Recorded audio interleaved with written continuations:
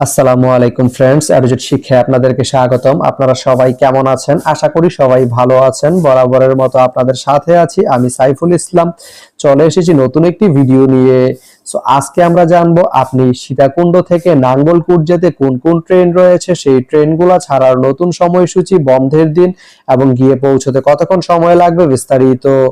আমি যদি আপনাদেরকে ট্রেনের সময়সূচিগুলা বলে দেই, আপনি সীতাকুণ্ড থেকে নাঙ্গলকোট যেতে প্রথমেই যে ট্রেনটি রয়েছে সেটি হচ্ছে সাগরিকা। সাগরিকা ট্রেনটি সীতাকুণ্ড থেকে ছাড়বে সকাল 8টা 54 মিনিটে এবং এটি নাঙ্গলকোট গিয়ে পৌঁছবে সকাল 10টা 33 মিনিটে। এই ট্রেনটির কোনো অফ ডে নেই। এরপরে রয়েছে কর্ণফুলী। কর্ণফুলী ট্রেনটি সীতাকুণ্ড থেকে ছাড়বে সকাল 10টা 32 মিনিটে এবং এটি নাঙ্গলকোট গিয়ে পৌঁছবে দুপুর 12টা 8 মিনিটে। এই ট্রেনটির কোনো অফ ডে নেই।